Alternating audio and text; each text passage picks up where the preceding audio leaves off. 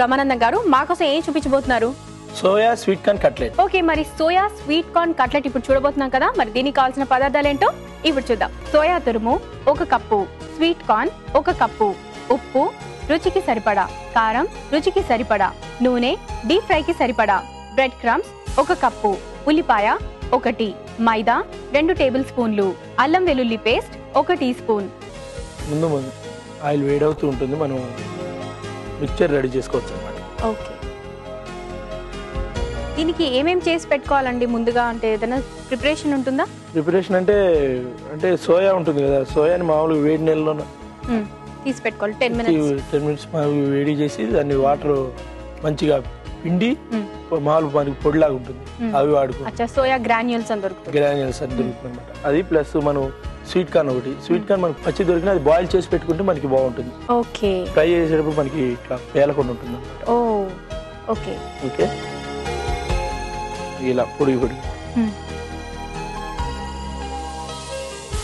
ఇంకా పేస్ట్ చేసుకుంటే మామూలుగా మిక్సీలో వేసి పేస్ట్ కూడా చేసుకోవచ్చు.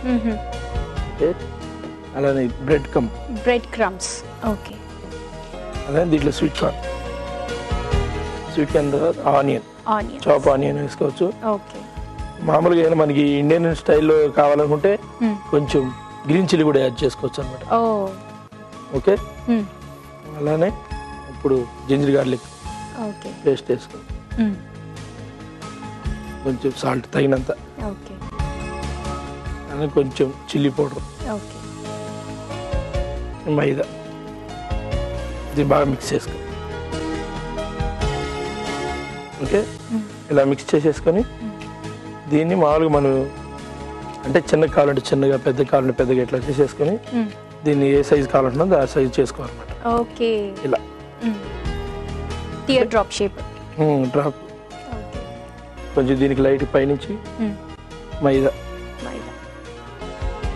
ఇలా అన్ని రెడీ చేసుకొని ఒకటేసారి డీప్ ఫ్రై చేసుకోవచ్చు అన్నమాట. ఓకే, చూసారా బ్రౌన్ కలర్ ఎలా వచ్చేసింది. ఓకే, దీంట్లో కొంచెం లైట్గా టమోటా కట్ చేసుకోండి. ఇట్లా ఏ టమోటా అయినా సరే ఇట్లా కొంచెం లుక్ బాగుంటుంది అన్నమాట. ఓకే,